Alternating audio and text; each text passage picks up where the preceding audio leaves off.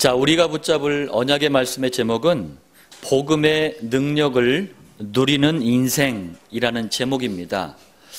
자, 오늘 여기 이제 누린다라는 표현이 나왔어요. 이 누린다라는 말의 의미가 뭘까요? 제가 이제 어느 기업체에, 그 기업체는 보안이 아주 중요한 기업체였어요. 거기 이제 책임자에게 복음을 전하러 갔는데 처음 가는 곳이라 이제 알려준 주소대로 제가 갔어요. 딱 도착하니까 경비 직원들이 앞에 굉장히 경비가 삼엄하더라고요. 제가 딱 도착하니까 신분증 내놔라, 뭐 이름이 뭐냐, 어디서 왔냐, 누구 만나러 왔냐, 복잡하더라고요. 그래서 제가 이제 그 책임자 얘기를 하니까 그러시냐고. 그런데 그 책임자가 이제 달려 나왔어요. 그러면서 이제 그 건물 안으로 들어갔는데 그때부터는 뭐 너무 쉬워요. 가는 사람마다 오는 사람마다 다 그냥 인사하는데, 책임자한테 인사하는데 저까지 같이 인사해주고 너무 편하게 이제 딱 도착을 해서 말씀을 전했어요. 이게 무슨 말이냐면 누린다라는 거예요. 여러분들 인생의 주인이 전능하신 하나님이십니다. 여러분들을 책임져 주시겠다고 약속하셨어요. 그렇다면은 거기에게 맡기는 겁니다. 거기에다 맡기는 거예요. 그럼 내 인생은 누리는 거예요.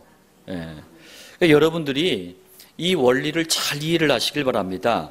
오늘 제목이 복음의 능력을 누리는 인생이에요. 복음의 능력을 내가 얻으려고 막 힘쓰고 애쓰는 게 아니고 누리는 인생입니다. 복음과 종교의 차이가 굉장히 큽니다. 종교를 가진 사람은요, 이 제목을 굉장히 오해를 해버려요. 그래서 신비주의적으로 해석을 하거나 아니면은 육신적으로 해석을 해버립니다. 그래서 내가 금식해야지, 내가 기도원에 가가지고 내가 뭐 방언도 받고 내가 그래야지, 이렇게 해버려요. 그 얘기가 아닙니다. 자, 서론입니다. 하나님께서는요, 우리 모든 인간에게 굉장한 가능성과 능력을 우리 몸에다가 담아두셨어요. 여러분들께서 우리 그루터기들도 어려서부터 복음을 제대로 잘 이렇게 깨닫고 누리는 그루터기들은 이상해요. 공부를 잘해. 공통적으로 공부를 잘하고 왜 지혜가 열리니까 그래요. 기능에도 굉장히 두각을 나타냅니다. 왜? 우리 몸에 굉장한 능력을 담아두셨는데 그게 복음 안에서 깨어나니까 그러는 거예요. 자, 이것을 잘 발견하고 또 노력하는 사람은 불신자라 할지라도 나름대로 뭔가를 이루는 삶을 살아가게 됩니다. 물론 이런 삶이 하나님을 만나지 못하면 어느 날 반드시 한계를 만난다는 위험이 있어요. 그거 말고는 하나님은 모든 인간에게 굉장한 가능성과 능력을 주셨어요. 자, 예를 들어보면은 이런 겁니다. 일본의 나라를 빼앗겼었어요. 우리가 1900년대 초에. 그때 신격호라는 청년이 일본에 갔어요. 공부를 위해서 유학을 간 거예요. 근데 너무 어려워가지고 신문 배달하고 우유 배달을 했는데 이런 어려운 시기를 보냈지만 지금은 우리 한국 경제계 순위로 5위입니다. 롯데그룹을 일구는 회장이 됐어요. 지금 97세인데 이 신격호 회장이 120세까지 만수무강하려고 무당의 인도를 받아 지은 건물이 그 잠실에 있잖아요. 롯데 월드 타워입니다. 자, 또 초등학교 4학년 아이가 이름이 김홍국입니다. 김흥국이 아니에요. 김홍국인데 이 아이가 이제 외할머니 집에 놀러 갔다가 외할머니가 선물로 병아리를 10마리를 준 거예요. 그래서 병아리 10마리를 키웠어요. 그러면서 여기서 굉장한 그 인생의 비전을 발견했어요. 병아리 10마리를 통해서. 나중에 닭고기로 지금 한국 재계 28입니다. 26입니다. 하림이라는 업체를 세우게 돼요. 하림이 한자어인데 여름 한자에다 수풀림자예요. 이게 무슨 말이냐면은 더운 여름날 그 나무 그늘 아래 있으면 시원하잖아요. 마찬가지로 닭고기로 더운 여름 복날을 건강하게 내가 보내게 해주겠다. 이제 그런 의미가 담겨 있는 게 하림이에요. 자, 또 그런가 하면은요, 대학에 들어갔는데 14일 만에 자퇴를 해버렸어요. 그리고 등록금을 다시 받아가지고 사업을 시작한 청년이 있었어요. 이름이 오세린인데 가명이에요. 가명이 오봉구입니다. 봉구. 예. 자, 이 청년이 자그마치 17번이나 사업에 실패를 합니다. 그리고 18번째로 봉구스 밥버거를 시작을 해요. 봉구스라는 게 뭐냐면은요, 이게 프랑스어예요. 훌륭한 한입거리, 이 뜻을 가진 프랑스어입니다. 봉구스라는 게. 그래서 봉구라는 것도 가명도 거기서 따온 거예요. 자, 그런데 1000여 개가 넘는 이 가맹점을 둘 정도로 그야말로 세상말로 대박이 난 거예요. 나중에 이제 사건 하나가 터집니다. 마약을 상습적으로 복용을 했어요. 그래서 이제 몰락을 했죠. 지금은 우리가 너무 좋아하는 그 네네 치킨으로 이 봉구스 밥버거가 넘어가 버렸어요. 인수해 버렸습니다. 자, 그런가 하면은 조폭에게 늘 쫓겨다녔어요. 빚 때문에. 그래가지고 몸에다가 유서를 품고 다녔어요. 왜? 조폭한테 걸리면 언제 죽을지 모르니까 유서를 늘 품고 다녔어요. 자, 이런 사람이 전국을 떠돌다가 30만 원 가지고 노점상을 시작합니다. 이름이 김철윤이라는 사람이에요. 지금은 가맹점 560개가 넘는 해리코리아, 이게 외식 사업체예요. 해리코리아라는 회사를 일굽니다. 자, 그런가 하면 또 이런 분도 있어요. 너무 가난해가지고 살 집조차 없어가지고 한강 그 둔치에다가 노숙 생활을 한 거예요. 근데 둘째 아이가 갓 태어난 지 100일 만에 폐렴에 걸린 거예요. 그러니까 병원 갈 돈도 없는 거예요. 이 남자 이름이 바로 이 애기 아빠 이름이 신충식이라는 사람이에요. 자, 이 사람이 이제 아이가 이제 폐렴에 걸리는데 병원 갈 돈은 없지. 그래서 병원 응급실에다가 아이를 놓고 쪽지를 남겨놓은 거예요. 절대 이 아이 해외 입양시키지 마라. 미안하지만 내가 2년 뒤에 찾으러 오겠다. 그래서 결국 조금 이제 회복돼가지고 찾으러 갔는데 5년이 지난 거예요. 5년 만에 아들을 찾아왔어요. 자, 이렇게 비참한 인생을 사는 사람이 여러분들 에센시아라고 아십니까? 칫솔 살균기예요.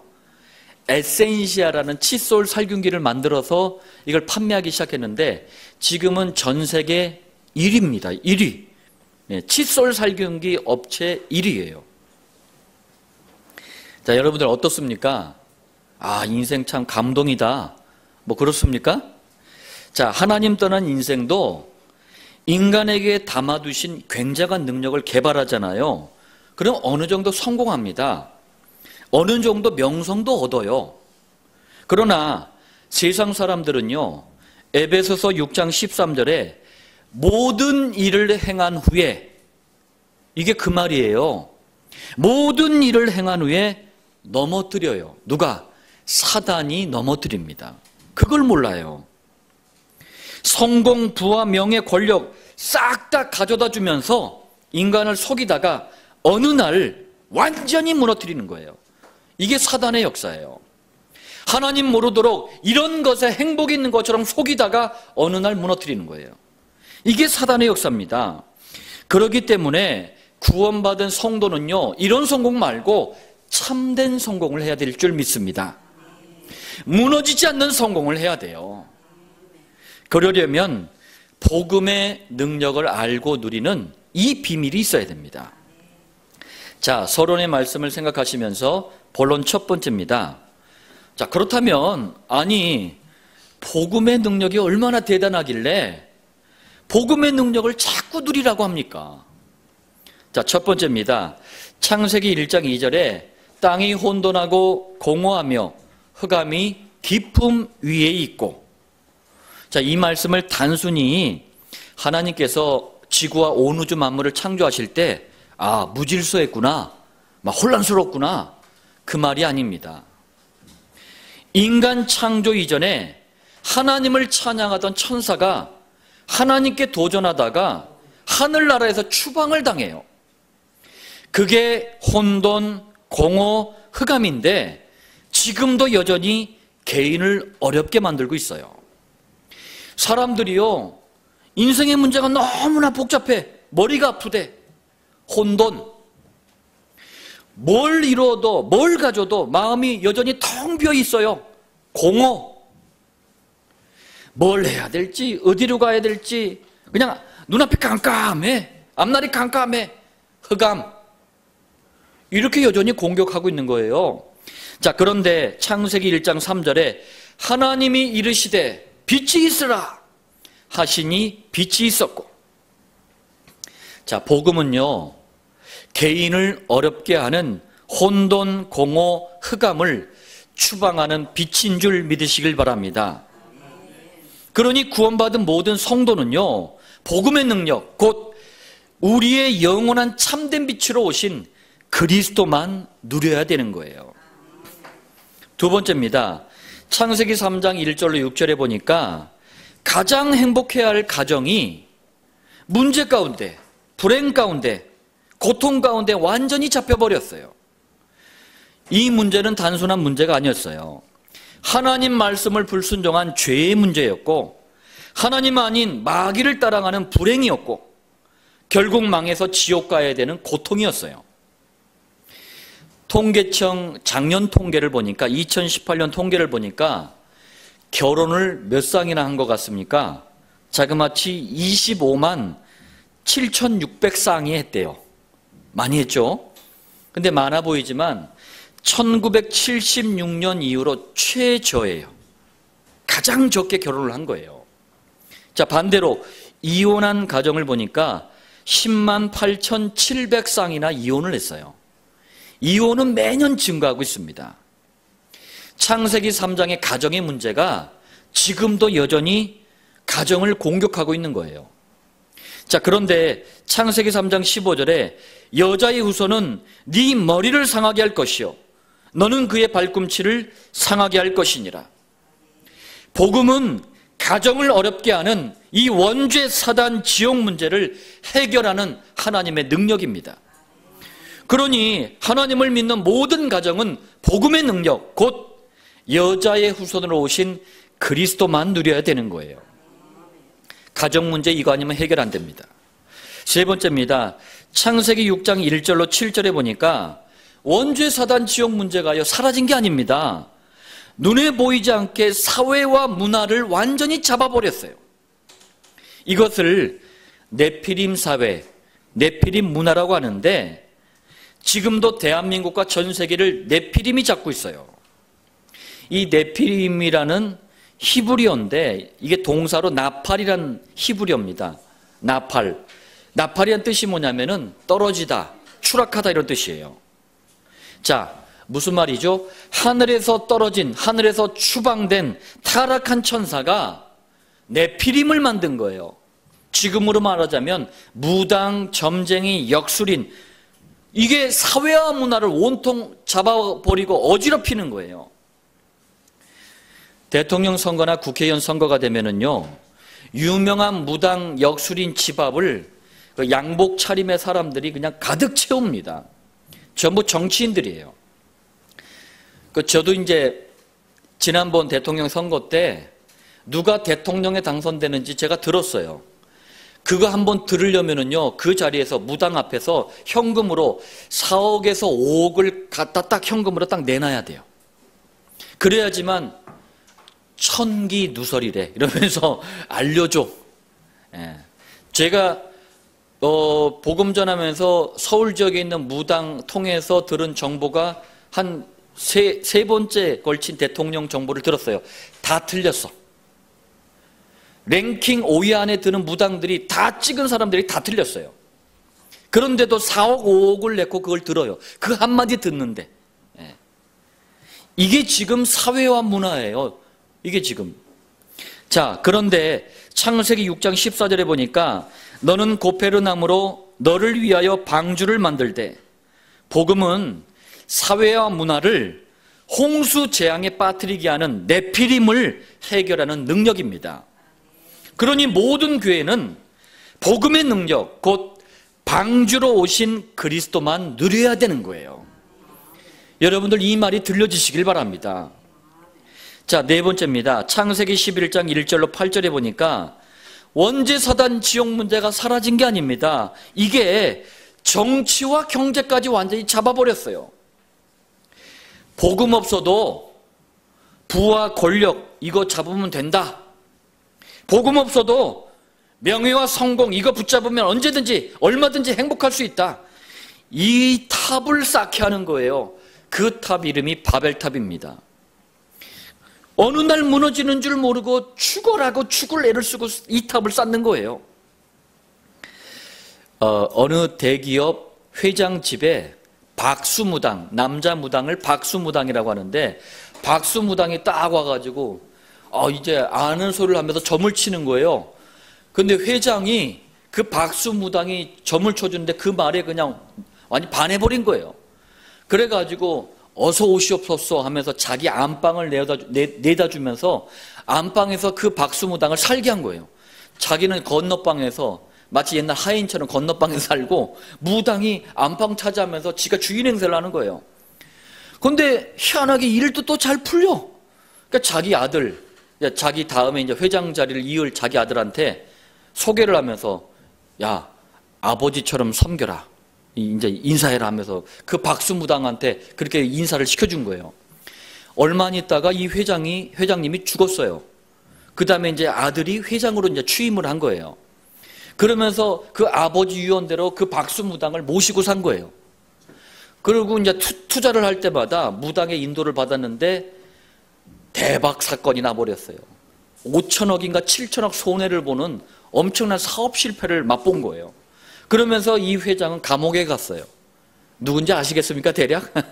네, 이름은 밝히기 그렇고 감옥에 가버렸어요. 이제 출소했는데 지금도 인생에 왜 실패가 오는지를 몰라요. 이게 바로 바벨탑이에요. 그런데 창세기 12장 1절에 너는 너의 고향과 친척과 아버지의 집을 떠나 내가 네게 보여줄 땅으로 가라. 여러분들, 복음은 언젠가는 반드시 무너지는 정치와 경제의 바벨탑을 해결하는 하나님의 능력입니다. 그러니 모든 전도자는 바벨탑을 해결하는 복음의 능력, 곧 그리스도가 오실 가나안 땅의 비밀을 누려야 되는 거예요. 이게 성경 얘기입니다. 성경의 주제가 바로 이거예요. 자, 본론 두 번째입니다. 여러분들이 복음의 능력을 정말 누리려면 강단 말씀, 또 목장 말씀 너무 중요해요. 이 말씀들을 통해서 세 가지 준비하시면 됩니다. 첫 번째입니다. 여러분들이 복음을 대강 듣지 마세요. 복음의 뿌리를 깊이 내리시길 바랍니다. 자, 이게 무슨 말이냐면 바울이 빌립보서 4장 12절에 나는 비천에 처할 줄도 알고, 비천이란 말은 아주 낮고 천한 거예요. 풍부에 처할 줄도 알아 모든 일, 곧 배부름과 배고픔과 풍부와 궁핍에도 처할 줄 아는 일체의 비결을 배웠노라. 자, 이런 고백을 했습니다. 여러분들, 복음을 듣는다고, 복음을 안다고 하는 우리들이 어디에 예민합니까? 무엇에 민감합니까? 이런 문제들이에요. 바울이 나 이런 거 어떻든 상관없다 하는 그 상관없다고 하는 거기에 우리는 민감하고 거기에 예민하고 그래요. 예수 믿는다고 떠들면서요, 조금만 문제 와보세요, 난리를 칩니다. 예수 믿는다고 하면서 조금만 어려움 와보세요, 막 입에 거품 물어요. 내 이익에 조금만 손해나 보세요, 교회 옮겨버려. 예. 그런데 어떻게 이런 고백이 나오겠습니까?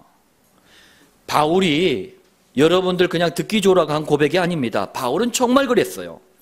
빌립보서 4장 13절에 보니까 그 이유를 얘기합니다.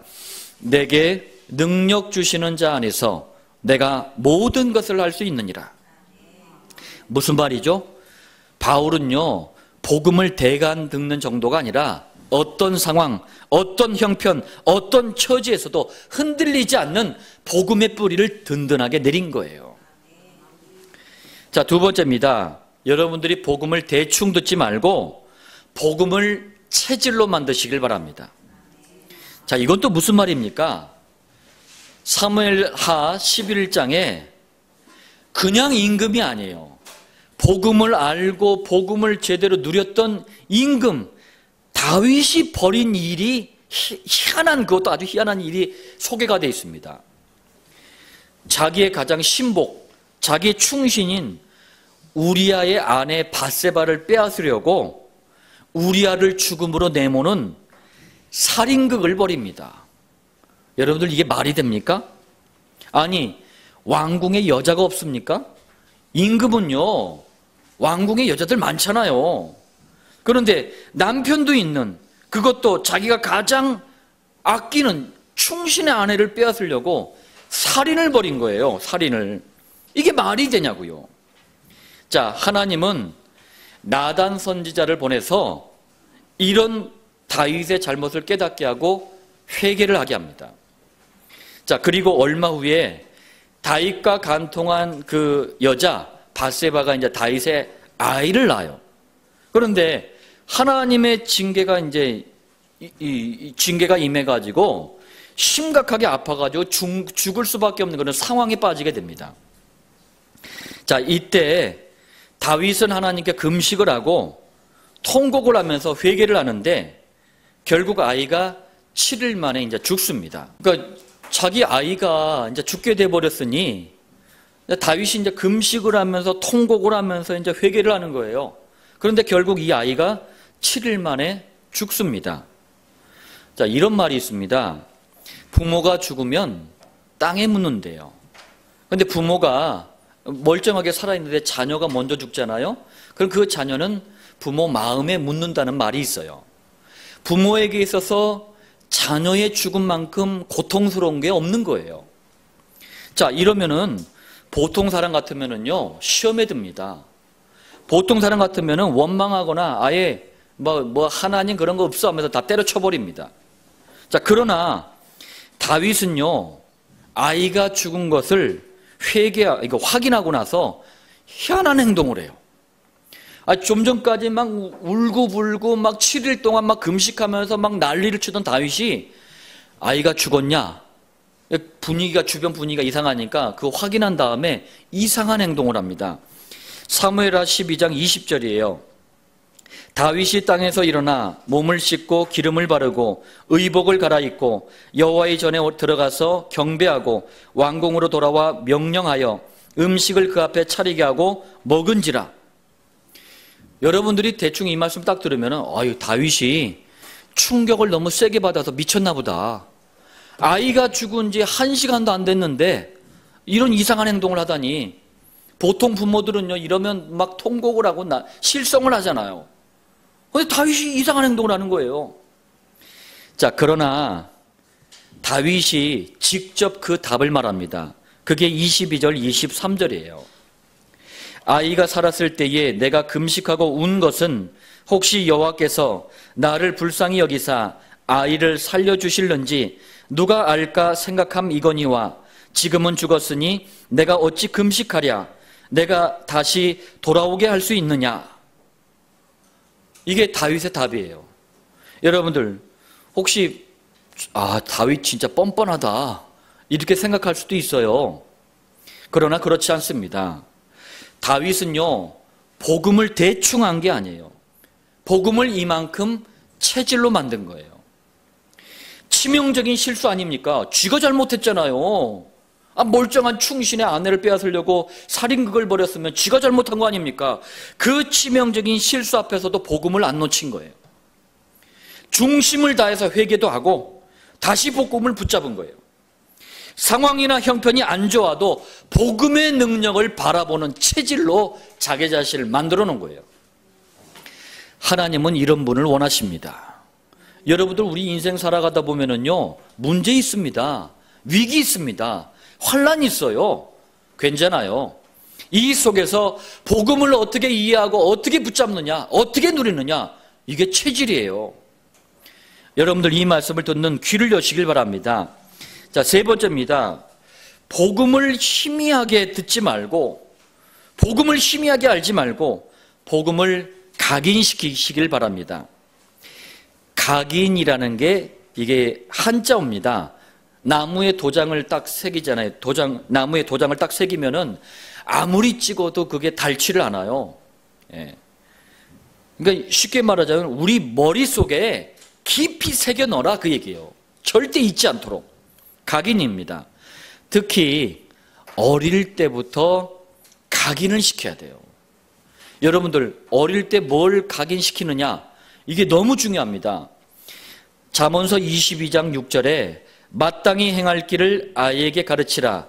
그리하면 늙어도 그것을 떠나지 아니하니라. 마땅히 행할 길, 이게 뭡니까? 얘야 도둑질하지 마라, 거짓말하지 마라, 그걸 얘기하는 게 아니에요. 그건 학교에서도 배웁니다. 부모한테도 배워요. 마땅히 행할 길이 뭡니까? 복음과 기도와 전도의 비밀을 말하는 거예요. 어릴 때부터 이걸 배우고 각인시키십시오. 이걸 한 것과 안 한 것과는요, 하늘과 땅만큼 차이가 납니다. 부모가 어렸을 때 이 아이를 버렸어요. 그래서 고아원에서 고아로 자랐습니다. 고아로 자란 분들은요, 평생 짊어지고 가는 짐이 있어요. 인생은 내가 알아서 내 스스로 살아야 돼. 이게 고아들이 지고 가는 짐이에요. 근데 이분도 그랬어요. 아, 내가 먹고 살아야 되는구나, 이제부터. 그래서 16살 때부터 도둑질을 한 거예요. 도둑질을 했는데 자그마치 전과가 16범이에요.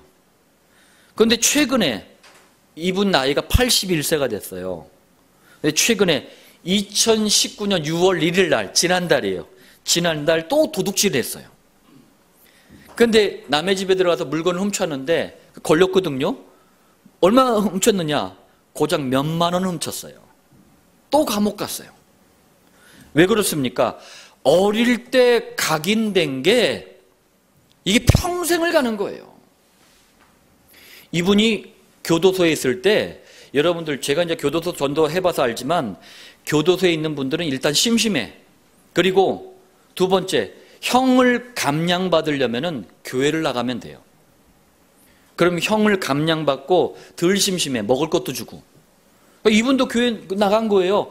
그런데 이분이 워낙 유명한 분이었어요. 워낙 유명한 분. 별명이 대도였어요. 이름이 조세형. 그러니까 교회 대도가 교회를 나가고 하니까 막 사람들이 막 웅성웅성한 거예요. 난리가 난 거예요. 대도 조세형이 교회를 나갔네. 그러니까 난리가 난 거예요. 그러니까 이분이 분위기가 이러다 보니까 신신한 척 한 거예요, 또. 그러니까 사람들은 또 거기에 현혹이 돼. 전도자는, 복음 가진 자는 현혹되지 않는데 종교인은 현혹이 돼요. 왜? 보이는 외형이 다니까 그래요. 그러니까 사람들이 이제 나와서 신학회라 해가지고 또 목사 안수까지 받았네. 그러고 있는 동안에도 도둑질을 했네. 어렸을 때 한번 각인된 건 바뀌는 게 아닙니다. 그런데 자, 복음을 희미하게 안 것이 아니고 충격적으로 발견하고 각인시켰던 바울의 고백을 한번 들어보세요. 갈라디아서 2장 20절입니다. 내가 그리스도와 함께 십자가에 못 박혔나니 그런즉 이제는 내가 사는 것이 아니요 오직 내 안에 그리스도께서 사시는 것이라. 교회 다니는 분들 이 말 되게 좋아해요. 그래가지고 막 써. 그러면서 막 스스로 막 눌려. 나는 십자가에 못 박혔다고 고백하는데 십자가에 안 박혔나 보다 하면서 막 스스로 막 눌려. 내 안에 그리스도가 안 사시는구나 하면서 막 눌려. 이 말은 그 말이 아니에요. 전도자라야지 알아들을 수 있는 말이에요. 복음을 각인시킨 사람들이 알아들 수 있는 말이에요. 무슨 말입니까?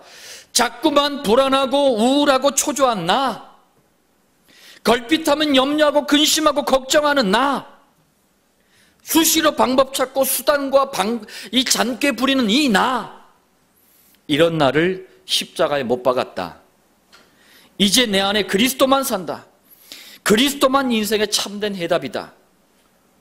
쉽게 말하자면 그리스도로 복음으로 각인된 사람의 고백이에요.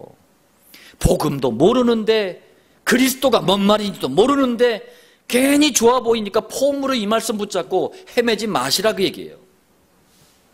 자, 본론 세 번째입니다.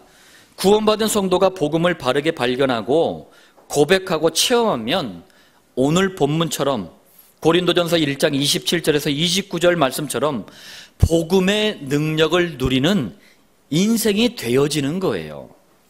되어진다라고 했습니다. 제가. 자, 첫 번째입니다. 1장 27절에 보니까 하나님께서 세상에 미련한 것들을 택하사 지혜 있는 자들을 부끄럽게 하려 하시고 세상에 약한 것들을 택하사 강한 것들을 부끄럽게 하려 하시며, 얼핏 들으면은요, 아, 하나님은 무조건 미련하고 약한 사람만 선택해서 쓰시는구나, 그 말이 아닙니다. 세상에는요, 온갖 지혜와 지식들이 넘쳐나요. 그런데 오직 그리스도가 최고의 지식이라고 말하네? 누가? 제가? 누가? 여러분들이? 이런 저희들을 볼 때 세상 사람들이 얼마나 미련하게 보이겠습니까? 그 말이에요. 그러나 하나님은 복음의 능력을 아는 이런 성도들을 붙잡고 지혜 있다고 하는 자들 있잖아요. 인간의 지혜와 지식으로 얼마든지 행복할 수 있다, 이런 자들 있잖아요. 이런 자들마저도 살리는 일을 하게 하신다, 그 얘기입니다. 학연, 지연, 혈연, 특히 대한민국은요, 이 배경을 너무나 중요하게 봐요. 그리고 이 배경이 있어야지 성공할 수 있다고 얘기합니다. 그런데 오직 그리스도가 최고의 배경이래네. 누가? 제가? 누가? 여러분들이. 이런 사람들이 볼 때, 이런 저희들을 사람들이 볼 때 얼마나 약해 보이겠습니까? 선거 때가 다가오면은요, 여기저기 막 플랜카드가 붙어요. 뭐라고 붙냐? 호남 향후 분들을 찾습니다. 대구 향후 분들을 찾습니다 하면서 막 플랜카드 붙어요. 왜요? 학연, 지연, 혈연, 이게 성공의 끈이라고 생각하기 때문에 그래요. 그러나 하나님은 복음의 능력을 아는 이런 성도들을 붙잡고 강한 것들이 있잖아요. 강한 것이 뭡니까? 학연, 지연, 혈연, 이거 가지고 얼마든지 성공할 수 있다, 이런 착각에 빠진 사람들이 강한 것들이에요. 이런 사람들마저도 살려내는 일을 하게 하시는 거예요. 그 말입니다, 이게. 1장 28절에 보니까 하나님께서 세상에 천한 것들과 멸시받는 것들과 없는 것들을 택하사 있는 것들을 폐하려 하시나니, 이것도 요 대강 보면은, 아, 하나님은 무조건 신분이 낮고 천하고 멸시받으며 없는 사람만 골라서 쓰시는구나, 그 말이 아닙니다. 인생의 최고의 가치가 복음과 전도에 있구나. 이 복음을 위해서라면은 많고 적음이 문제가 안 된다. 어떤 핍박도 어떤 어려움도 괜찮다. 하나님은 이런 성도를 붙잡고 일하시는 거예요. 그래서 있는 것들이 뭡니까? 세상의 사람들이 볼 때는 너무 중요한 사람이야, 실력도 있는 사람이야. 그런데 여전히 그 사람은 원죄 사단 지옥에 잡혀 있어. 이런 사람들까지도 살려내는 일을 하게 하신다는 얘기예요. 자, 1장 29절입니다. 세 번째입니다. 이는 아무 육체도 하나님 앞에서 자랑하지 못하게 하려 하심이라.